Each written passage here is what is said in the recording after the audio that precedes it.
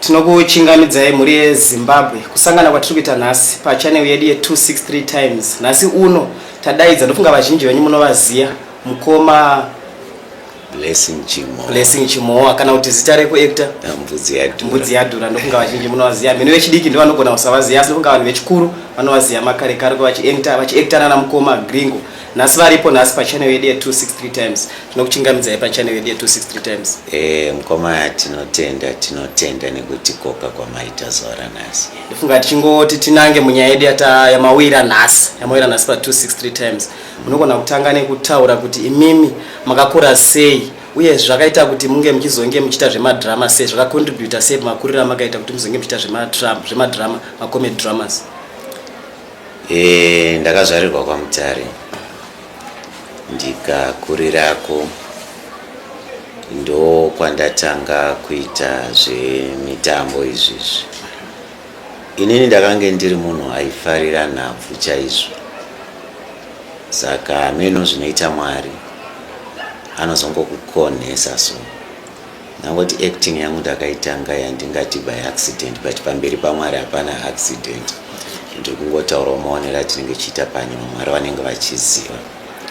So ndokutanga kwandakaita ndichizoitawo nemagroups akati wandei maMutare, kusvika ndichiuyawo muno muHarare ndikajoina club yainzi Screen Talent. Yaiva club yanga ine maactors akawanda chaizvo atinoona pazvivhitivhiti panguva iyoyo.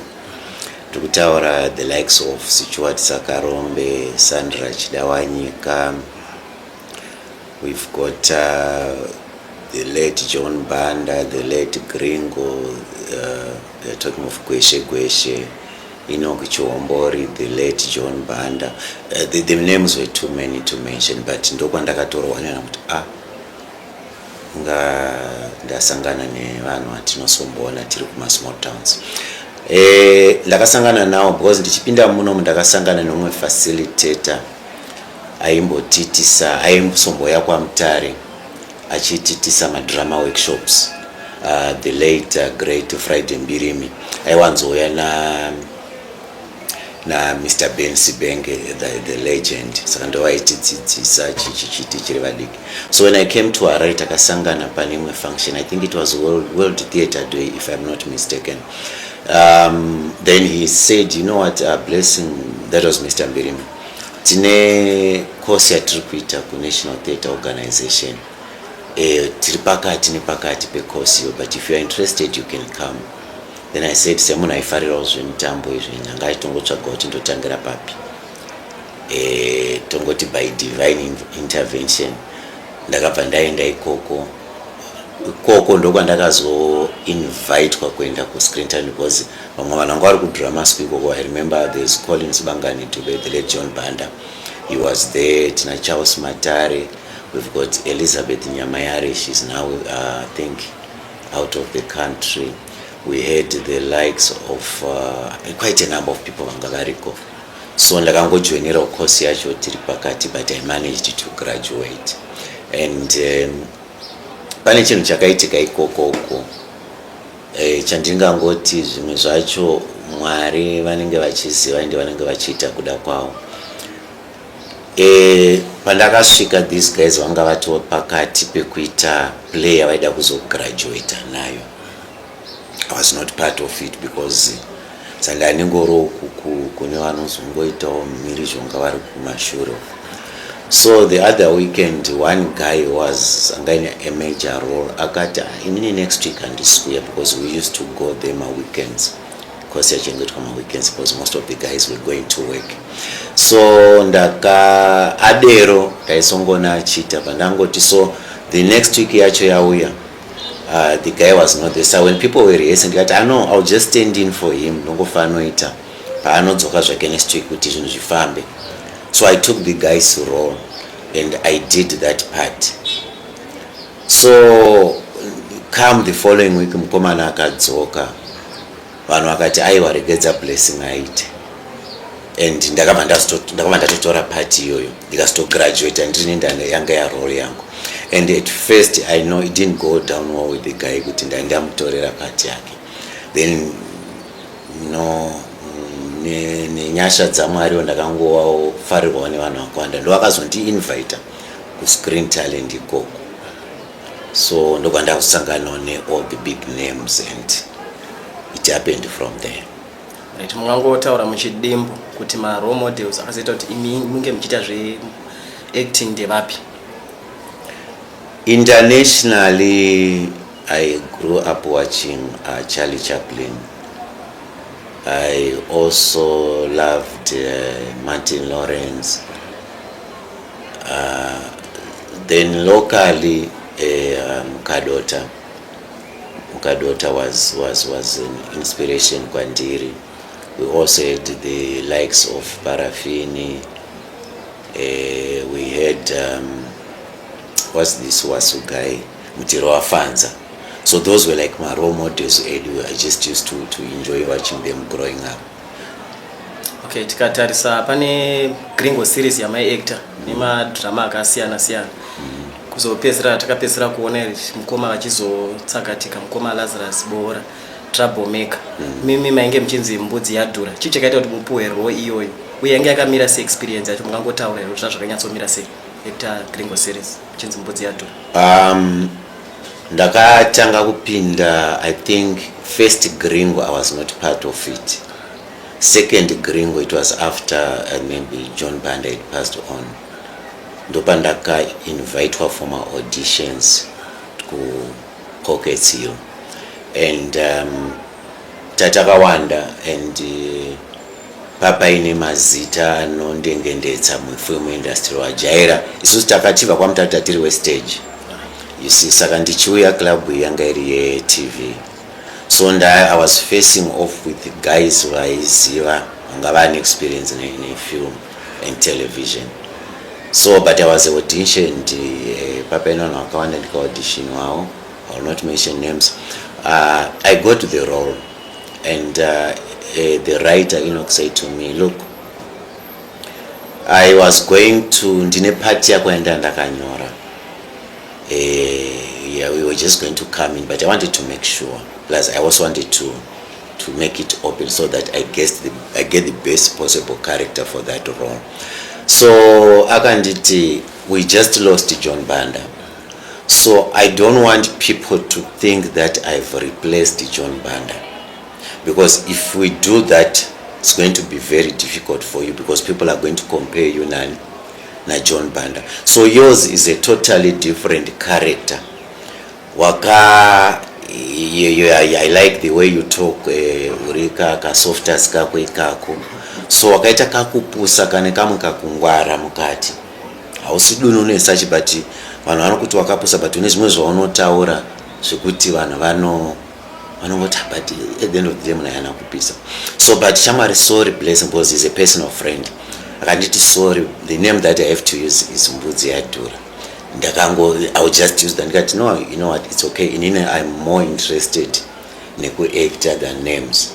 So that's how the name came about. And he was telling me kuti zitairi kwa Aishanda pane munhu waingoti Mbudzi Yadhura kubasa. So I think rakangomunakidza kubva angorinyora achirisa mudrama rake. So ndo kubva kumatangira akaita zita rekuti Mbudzi Yadhura. Okay. Takwenda pacareer yenyu ye-acting. Nepapa munoti munonyanya kurangarira pane ese madrama makaita pacareer yenyu. Mweme ndiye kuti mukafunga munonyanya kurangarira kuti this script kana kuti this drama ratakaita pamunonyanya kufunga panonyanya kubata. Ndakaita zvinhu zvakawanda mu acting. I did my adverts akawanda chaizvo. Ndine mamwe productions andakaita including the very popular Yellow Card. I was also part of the cast. But I think with the Gringo is the Gringo series. Ndingangoti ndiyo yandingati yakandinakidza inini semutambi uyezve ikatambirika futi zvakanaka nevanhu. Ndisingarevi kuti mamwe haina kutambirwa. But tikatarisa muGringo mune vatambi vakawanda vanongati my actors and my actresses aigona. So ukashanda nevanhu vanogona unodzidza zvakawanda kubva mavari. Zvinoitawo kuti iwe chipo chawakapiwa naMwari chiendawo pane imwe level. Koita zvakare taishanda semhuri, we were like a closely knitted family, on and offset. Saka zvinhu zvainakidza, then I discovered kuti iye Gringo wacho atori sekuru wangu also. So muGringo makandinakidza, taingonakidzwa nezvataa tichiita isusu, because chakakosha pakurarama kana mumabasa atinoita zvakafanana newe mukomatino. Usafunge kuti vanhu vachanakidzwa nebasa rako kana imimi musinganakidzwa nebasa renyu. Chinofanira kutanga ndechekuti imimi mukanakidzwa nezvamunoita, automatically muchadrowa energy yevanhu vachanakidzwa nezvamuri kuita. So if you are positive about what you do, automatically you are going to draw positive energy. You are going to draw in funds are positive about what you do. So that was the thing with the Gringo. It was something that we used to enjoy doing. But as some masinza acho pamwe aitombonetsa kushuta tichiseka, pane zvinenge zvichiitika mukushanda kwatinenge tichiita ikoko. Okay. Tikatasa acting muno muZimbabwe inonetsa nenyaya yekune mamiriro yakaita zvinhu zvinonetsa. Imi makwanisa kunge muchiita overcome zvinhu zvakadaro sei, uye muri kuzvifambisa sei izvezvi pamaprojects kana paine mamwe amuri kuita izvezvi? Ndikati izvo ndiri kuzvigona, ndinenge ndichinyebera iwe nevakatarira. Nyaya inoita ndeyekuti Mwari vanongotungamirira. Nyangwe kurarama kwatinoita, Mwari vanongotichengetedza. Handingati ndakagona, asi kuti ndinongotenda favor yemusiki pamusoro peupenyu hwangu, anoita kuti tinge tiriko. Chakakosha chinhu chekutanga besides acting yacho, kutongova ndiri mupenyu kusvika zuva ranhasi. Industry yedu industry ine miedzo yakawanda. Saka unoona kuti kuchengetwa kwandaita kusvika zuva ranhasi inyasha dzaMwari. So ndinongotenda Mwari anova mupi nemuitiri wezvose. As you know kuti mukurarama kwedu, maybe you might not know that we are not just here to live and die. We are here for a purpose panyika ino. It's unfortunate sometimes some of us or some people might not know their purpose.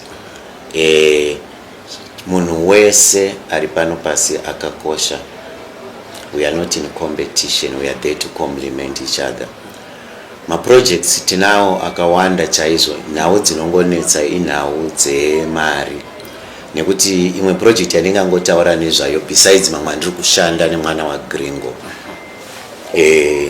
inonzi Gringo Nyama Iripi. This is a project that is bigger than Troublemaker, and it's actually better in terms of maybe entertainment value. Ukaona script yacho unonakirwa.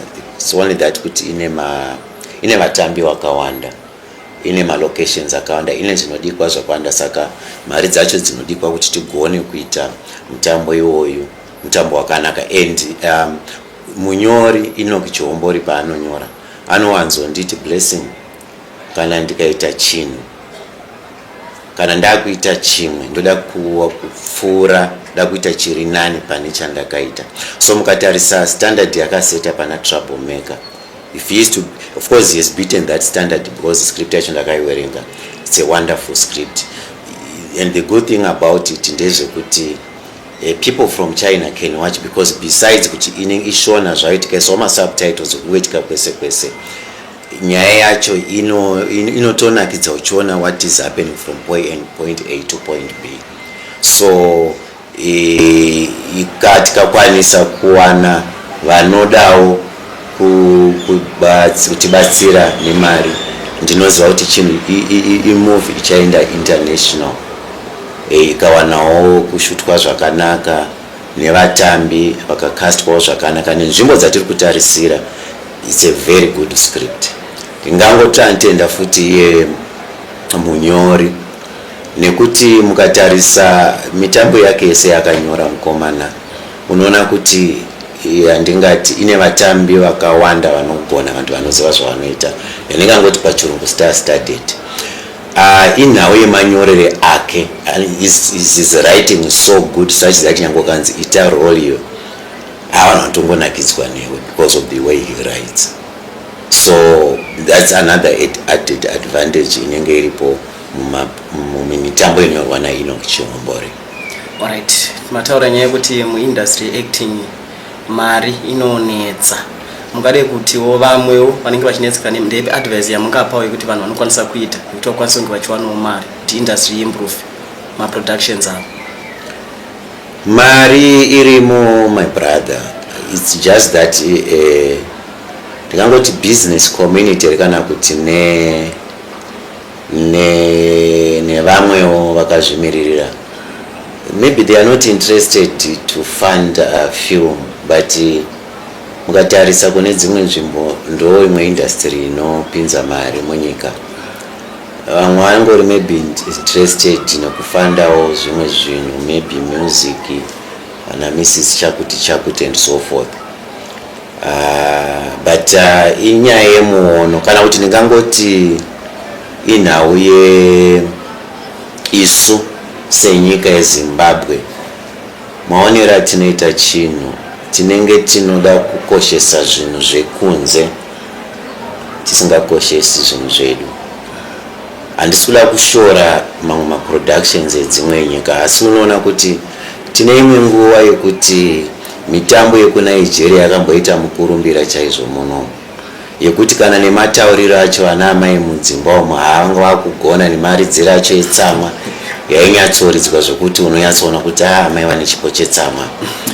But munomu tino vanhu vari capable of doing that. Tine kakutarisirana basi katinoita kanova kanoita kuti titadze kubudirira pane zvese zvatinoita, because inini ndinobhiliva kuti ndokupa semuenzaniso, kana uchizviti uri muChristian, Mwari anokuropafadza zvakanyanya kana uchinamatira the next brother than the way you pray to yourself or about yourself, because Mwari anoziva zvaunoshuira, anoziva zvaunoda nekuti ndiMwari. Saka the moment yaunombosiya zvako uchiti ini ndine zvandiri kuda, but baba kana kuti murioka vanodawo maprayers, vanodawo kubatsirwa, handina zvangu zvakawanda, rega ndishiye nawo upfu handinawo. The moment yaunoita izvozvo, God will take care of your own needs. So munomu tine kakuda kudzikisirana, tinofunga kuti tiri mucompetition, and yet mapurposes atakasikirwa naMwari akatosiyana asi akakosha, hatigone kucomplementa each other. Ndo zvinoita kuti industry yedu isabudirire, ndo zvinoita futi kuti tinoona mamwe marudzi zvinhu zvavo zvinoita kunga zvinoendeka, nekuti mwoyo yavo yakachena. Kuchena kwemwoyo yavo kunoita kuti zvinhu zvavo zviendeke. Tingangoswera kupedza mazuva akawanda tiri mugomo tichitsanya tichinamata, mwoyo yedu kana isina kuchena, we are praying amiss, because chinofanira kutanga ndiwe, iwe. Your intentions, are they pure? Are you happy for that brother who's doing so well? The moment you are happy for that guy's success will automatically come to you. You will automatically attract my blessings, because you are just happy for a dear brother, dear sister who's doing so well. But if someone does well, we will then try to find means and ways of demonizing that person.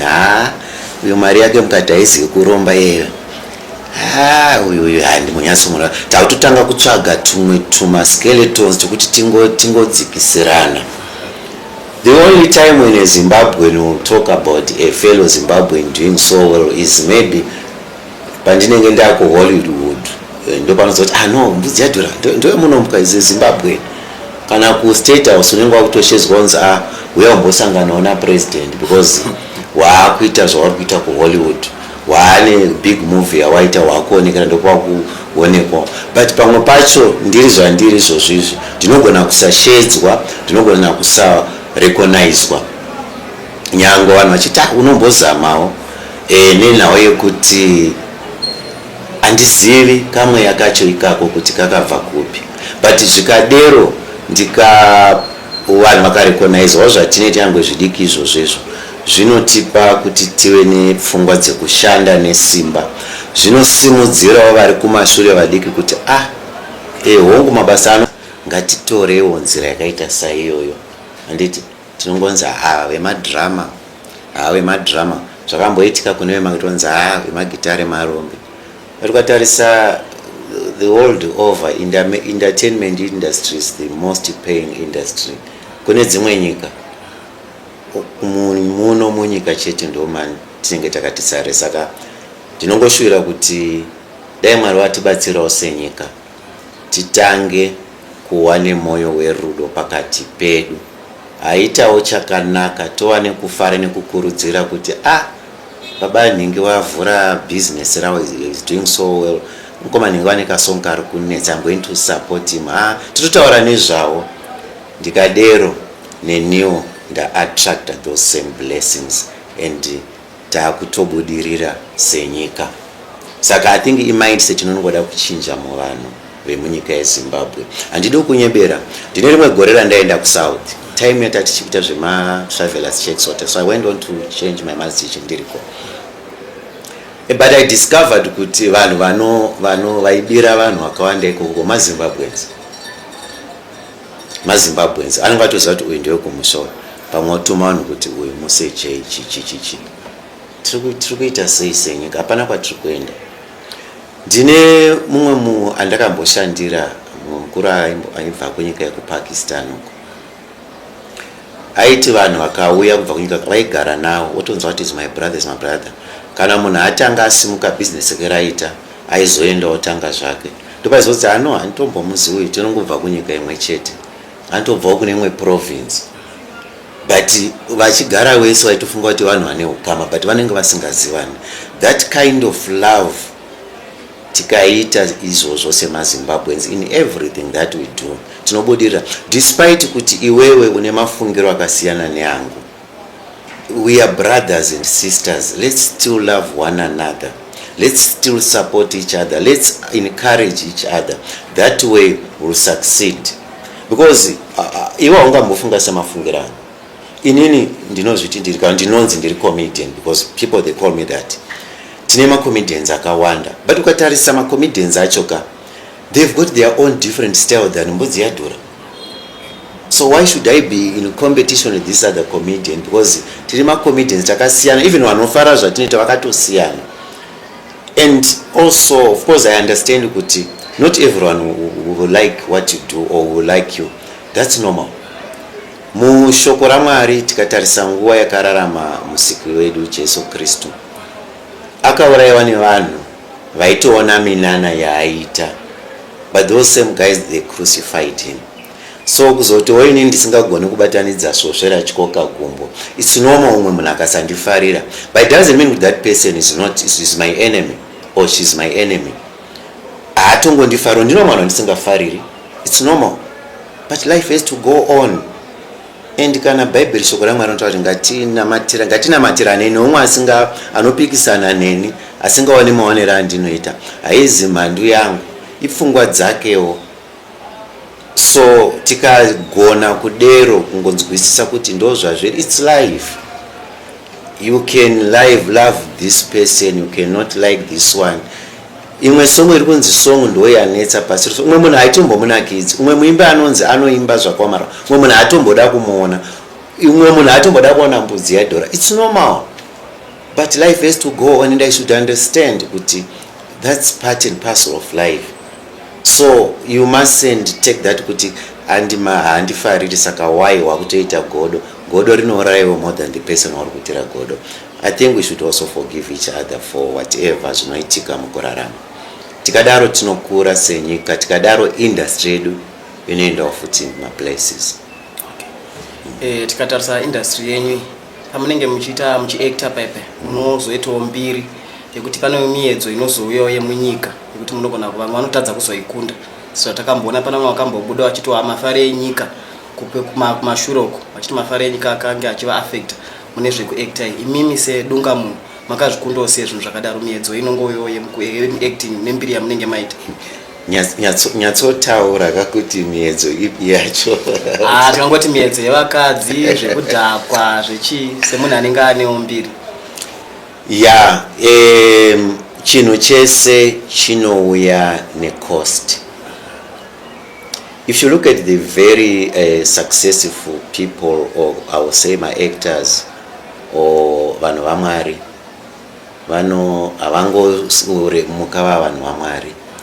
They have to conquer my obstacles avanosangana now on the way. So if you know your true purpose and if you focus on your true purpose, unokunda. Inini, for your own information, ndine time dzandakambotamba, and Mwari anokubvumidza kuti uite izvozvo, anditi. But kana nguva yake yasvika kuti you know what, you are now supposed to serve his purpose, anokubisa. And kana nguva yake yakwana. Zvinhu zvinowanikwa muindustry yedu, because you have women throwing themselves at you. They don't care whether you are married or what. You know, pane issue yekutoti munhu anenge achingoti da kutombosanganawo naye mukomanawo haana basa nezvimwe zvakawanda, izvo kungoda kuita mbere kuti ndakasangana naye. Zvinhu zvinowanikwa nyaya dzekunwa dzemafaro, because people they like you. Vamwe vanenge vachida kuonekwa muchifamba mese, wobva kuti mbudzi handiti mbonogocha uko chidai, modhakwa modai muri mese muchifara muchidai. Fair and fine. Ukasaziva iwewe kuti ndinoperera papi, ndo paunodona. West still time yatakurarama inoi ekwane mafoni. You might go about whatever you do thinking kuti andiri kuwe kumwe anongona ngari kuto capture, wozoona zvakumanya kuti mama ona mukomana ndo unhu wake. So I think tinofanwa kuva tiri ma role models on and off set. Izvo handisi kutaurira ma actors chete, ndikutaurira kumunhu wese, because munhu wese kwandiri is ane chinhu chaanogona muupenyu. So tinogona kunga uri actor, gona kunga uri musician, uri dancer, uri munhu waMwari, uri politician, you know, all those people. Zvaunoita zvine vamwe vanhu vanenge vakatarisa, unogona kunga uchiinspire vamwe vanhu. So zvakakosha. Ini ndinongotenda Mwari nekuti akandikundisa, ndakafamba nenzira dzacho akandichengetedza, ndikazosvika pakuti kuzoonawo akandipawo kuzoona kuti apa hakuna kwandinoenda. Saka zvakakosha kutya Mwari zvakare, kuitira kuti nguva yaunomboendawo muimba yaMwari unopota uchidzoredzwa kuti mukoma ndikamboparidzwawo shoko musi wesvondo yawo vanombosvika chitatu unogona kunga riri kumboringa mumusoro. Thursday Friday ukada kuzoti hauzonyanyotiza maningi wodzoka futi unogona kudzorereka. Plus the circle of friends dzatinosangana nadzo dzakakosha kushepa futi kwatinobva nekwaunoenda. Une shamwari inongoti mukaona inongoti hande kuwawa here, hande tinomboona mabhebhe here.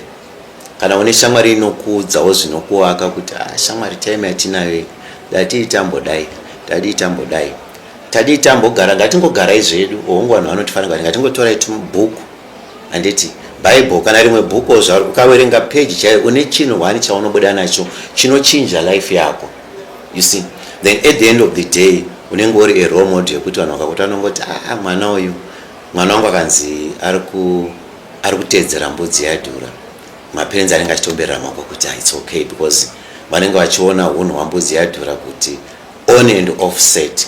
Life yedu yakatokosha uri off set than uri on set, because uri on set people will just say kuti the guy is acting, mama vari kuita vari kuacta.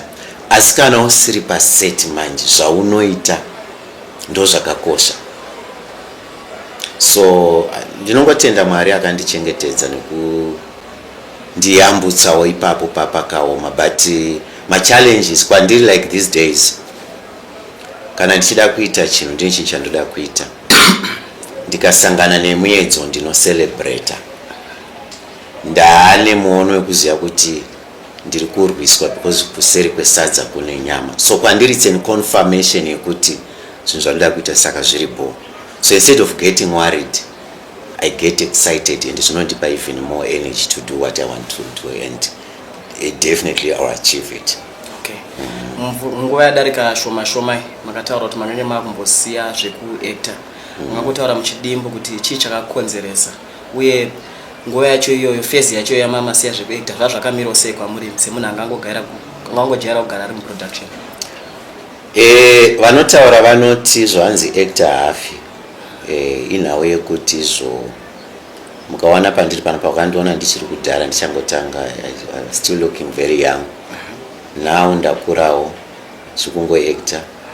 Mwari wakatungamira ndogona kuzongobvawo pane ino nyika ndichiri kuactor because maroles ndi anenge akuchinja kuti wakuactawo role yemunhu akura and stuff like that. But zvakaitika time I think I was going through my emotions. I basically say maybe ndakatadza to control my emotions because these are decisions that I just made out of nowhere and even without even informing my family and my manager. But it was a phase, it was a phase, and I actually want to thank God for that phase because if phase I can't transform. My life,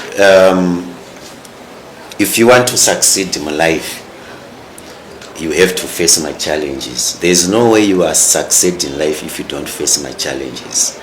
Those challenges are like fuel that will propel you to the next level.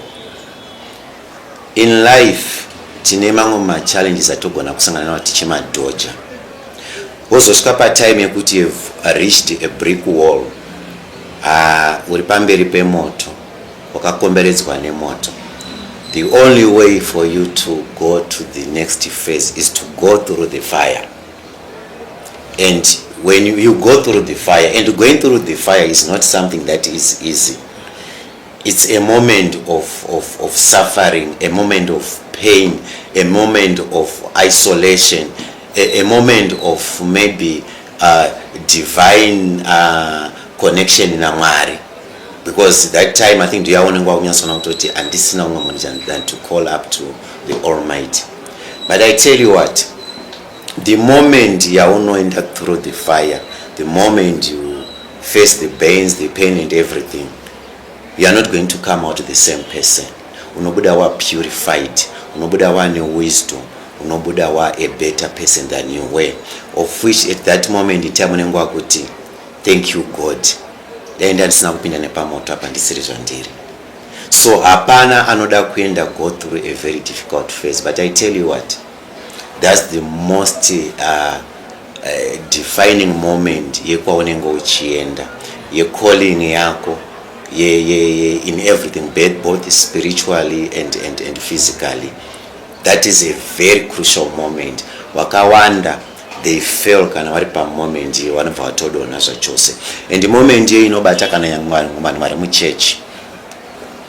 Munhu anoti okay, inini moment yakandibata time yandakati now I want to give my life to God. Ndatendeuka I was a church goer.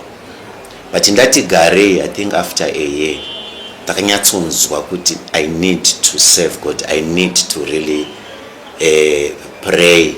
I need to have a relationship with God. It's not about now going to church. It's about me and God. So ndo moment ndakatanga kuita ma challenges akawanda, even my marital problems,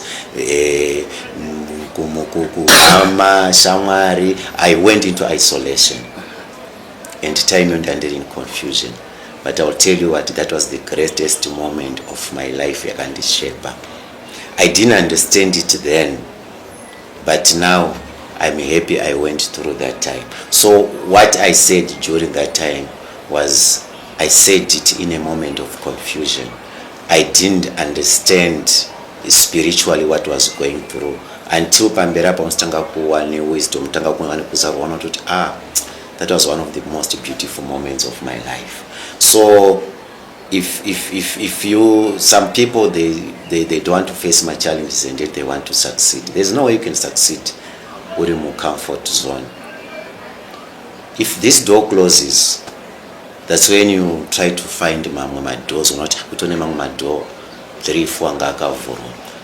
So there's time in life you need to move on or to accept kuti ndozvaitika, because everything happens for a reason. Everything happens for a purpose.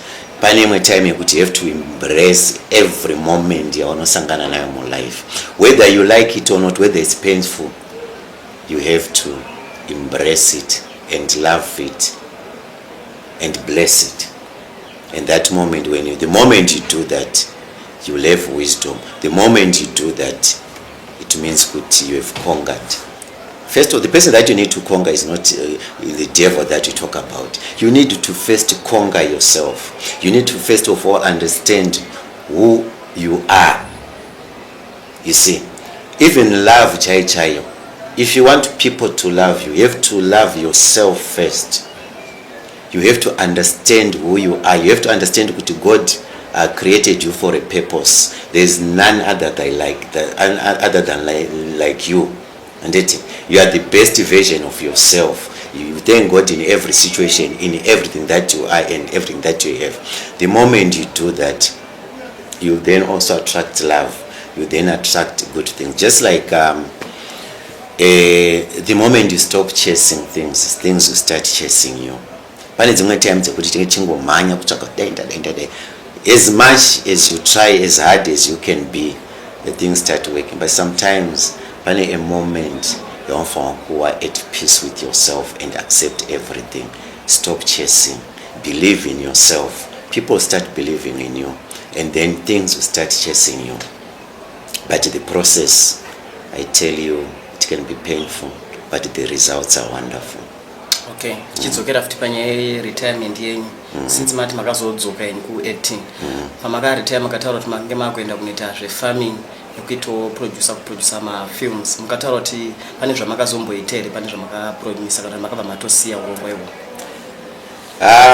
I'm a farmer. I love farming. I remember ndinombotaura nemudzimai wangu ndineka kanzvimbo kedu kaplot ndichingomutinini takasvika pari in disarray, and I started working very hard kuti tichinje to my wife. I like to bring life into things. Ndinofarira green. It's something, it's part of my life. It's part of my life. I know, andina kumeshana kuti chaita zveku director, because the moment I ndiri ku direct means ndiri mu film industry. Andina kudaro, but anyway, ndirimo ndakadzoka, and I don't have to say this because I think people are seeing what I'm doing. Nimwana wa Gringo and some other guys are coming and stuff like that. So I am in the thing. I love farming.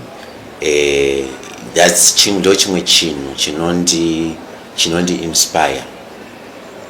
Katanga pari bare ndikazoitawo zvandinoita with the grace of God, pazinge pa green tikadai ndine kamuka fulfillment kanondizadza kekungofila kuti I've done something, but at the same time I'm going to produce something. So I love farming. Chatonono mukuru wenyika andipo farm kana achitenda ndinyatsoita zvazviri chaizvo because ndo kune chimwe chido changu zvakanyanya, because muvhu atizvizivi zvedu kuti ivhu ndo rine upenyu. Tikatarisa munyika medu time yatiri kurarama inoi, it's either you are farming or you are mining. Zvese zvatinazvo katikada kuzvitarisa zviri muno mumese zvinobva muvhu. So ivhu ndinotoridawo zvakaomarara, ivhu rakakosha.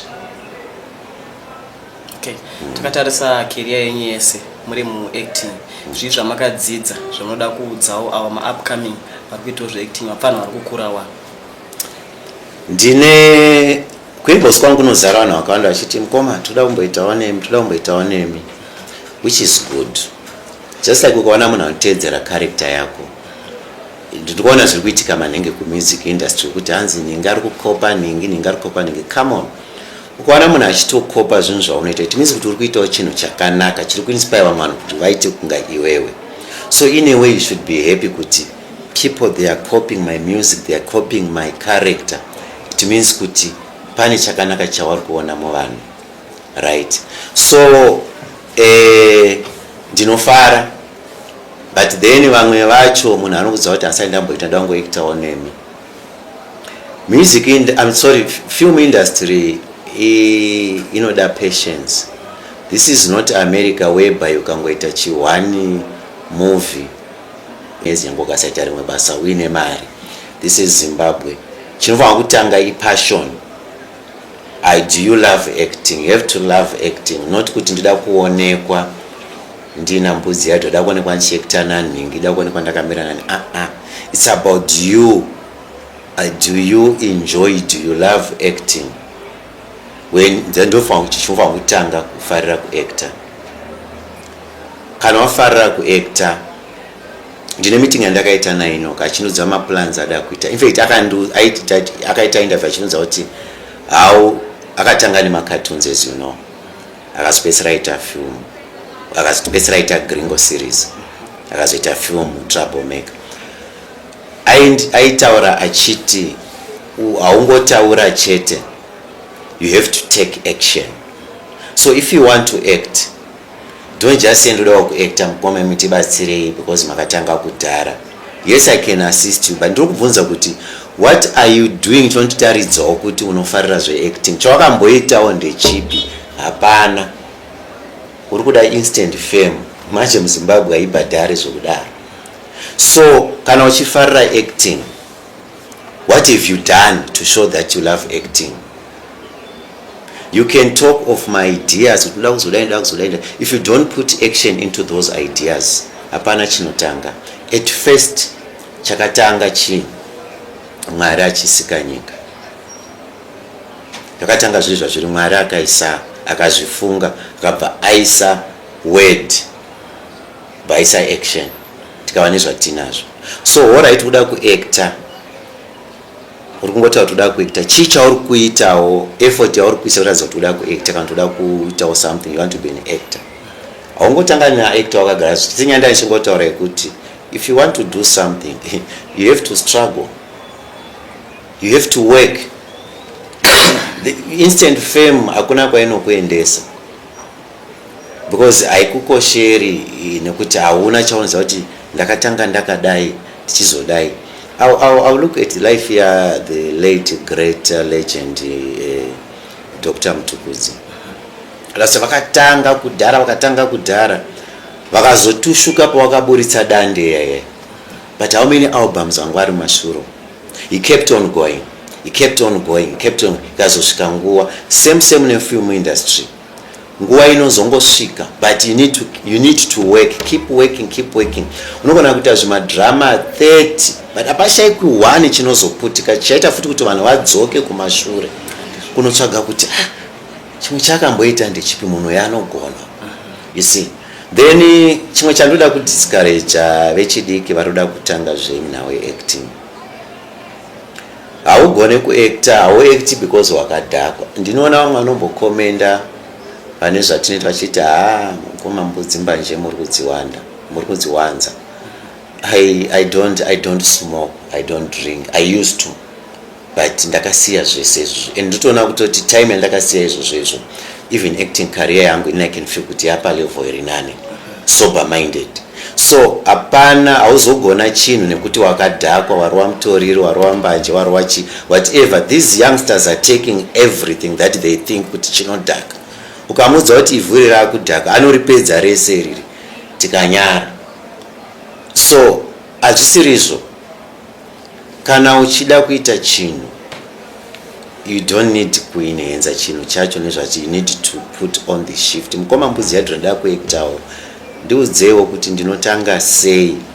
Kwendoda kuactawo ndoda kuacta nevanhu, handisi kuti handidi kuacta nevanhu, vandoda kuacta nevanhu vari kutaridza kuti vane chido, kwete vanhu vakuda kuti ndoda kuswera ndakutrenda.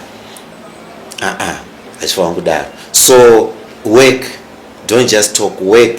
Itawo nditaridzawo zvavaitawo kuti ndoda kuacta, ndine zvandakamboitwa ndakadai. Chimboonawo zvandakaita izvi, ndotanga kana kutombokupa advice.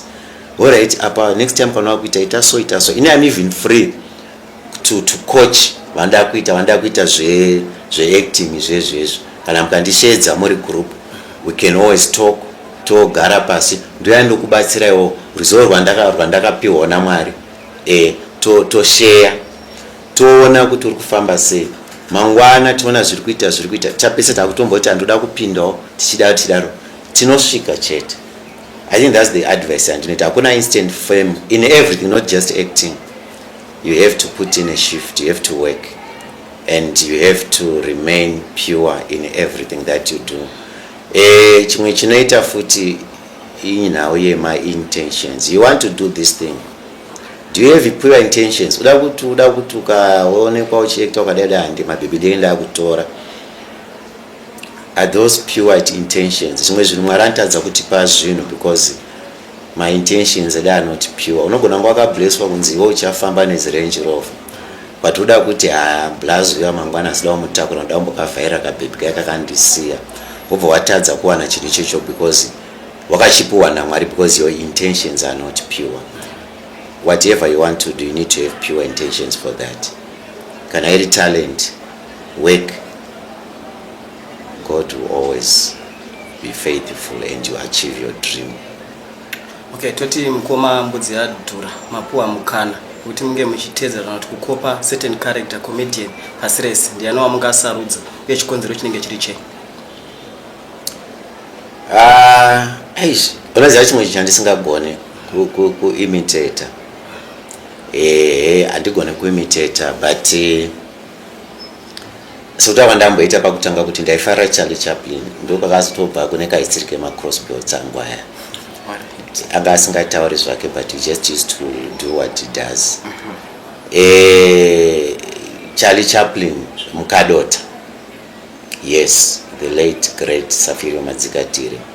I could, though that was pure talent, that was good entertainment. You know what? Zvinhu zvakanaka zvizvo kuti with what people are going through, not in this country but the world over, you need those lighter moments. Vanoti laughter is medicine.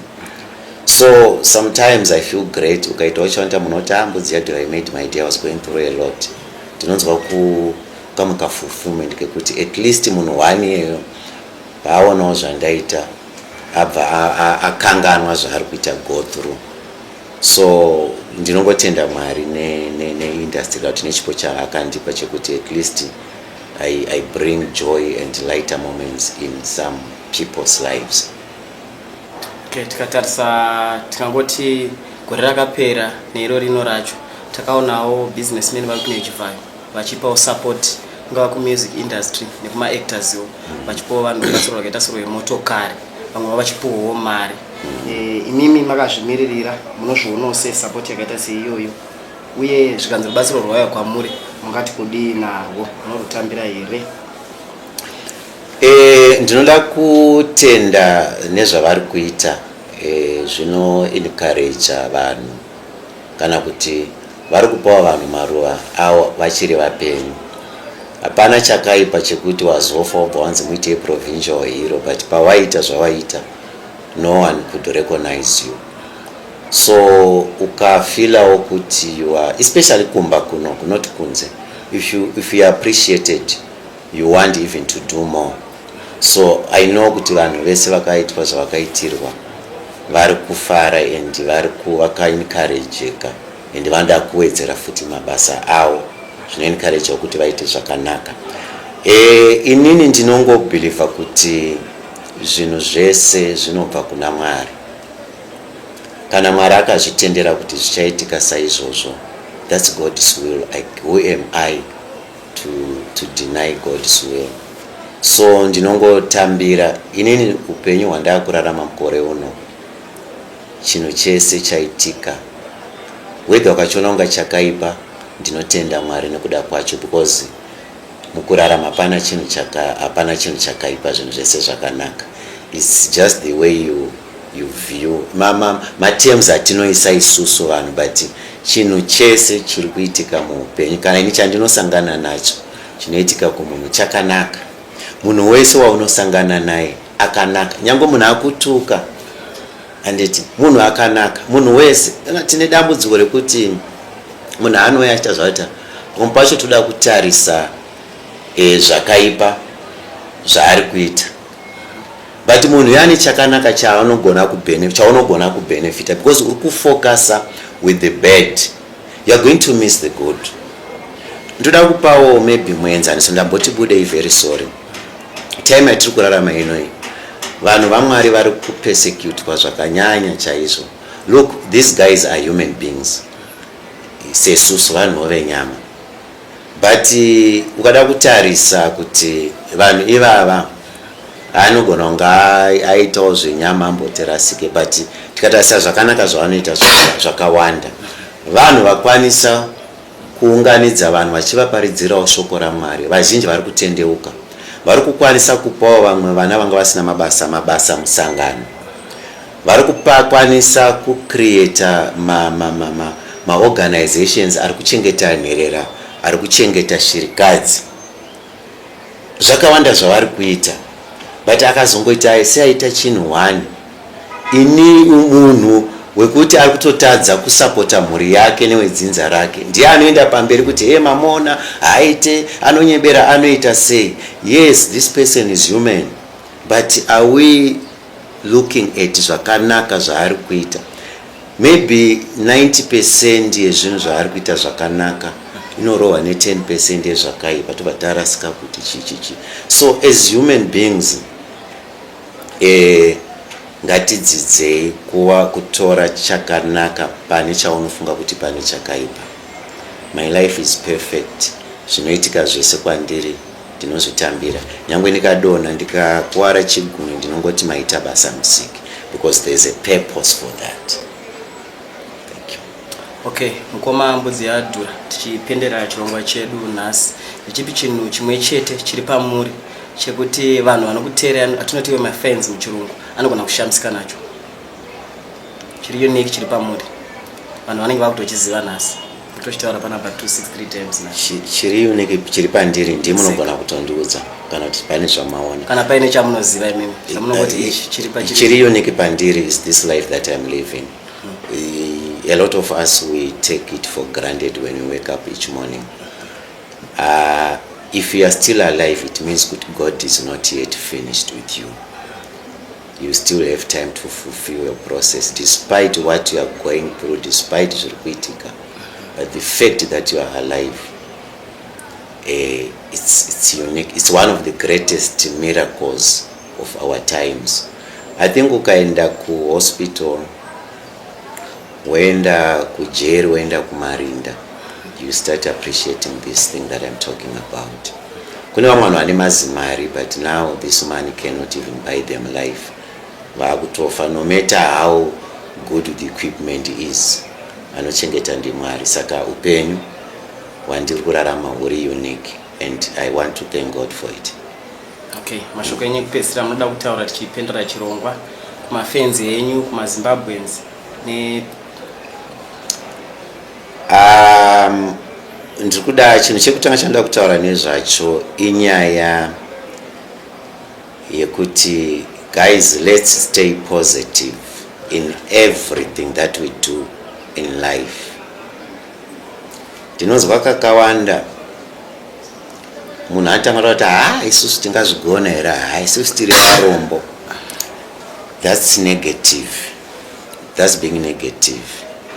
Vatarisa munhu ari kuitawo mari, munhu akaita so mwana atomboenda kuchikoro pamwe nemadegree, but you are looking down upon yourself. It's not good. Stay positive in every situation. Speak positive words into your life. Speak positive words into your work. Speak positive words into your family, into your children, into your business, in everything that you do. Think positive as well. Ukatarisa mukurarama, ndine zvinhu zvandaishwira as a boy, zvandakagona kuachieva now. It started as a thought. So if we keep our thoughts positive, imagine what we can achieve. We can achieve everything. So guys, let's stay positive in every situation. Musaregeze kunditeverawo, ndine page yakanzi Mbudzi yaDhura TV, ndiri pa YouTube futi, Mbudzi yaDhura. Tirikungoshanda. I thank you guys for the support yamunondipa kubva kudhara kusvika nanhasi. Ndoda kutenda vandinoshanda navo, ndoda kutenda manager wangu, ndoda kutenda family yangu, ndoda kutendawo mukoma Tino Mandishedza nevamwe vamuri kushanda navo behind the scenes. Andinoti unsung heroes. Kazhinji tinozongotaura kunzi Mbudzi yaDhura dai, but kune vakomana vanenge vabata makamera vachidai, havanzotaurwa nezvavo, havafiche, but those are the unsung heroes vanoita kuti mabasa edu aendere mberi. I want to thank all those guys vandakashanda navo kubva kumashure nevandiri kushanda navo nevari kutora nhasi vanoshanda navo nevanonditsigira kupenga kwandinomboita. Mumwe anozombobvunza kuti iwe Fesu uyu atori normal here. I think as you can see ndonge ndiri kutaura semunhu ari normal. Mwari ngaakuitirei zvakanaka, varambe vachikuropafadzai, murambe muchititsigira. God bless you and thank you for your time. Tinokutendai muri yeZimbabwe tabva tasvika kumagumo echirongwa chanhasi. Don't forget to subscribe on our 263 Times YouTube channel. Zita rangu ndinoitwa Tinotenda Munongo.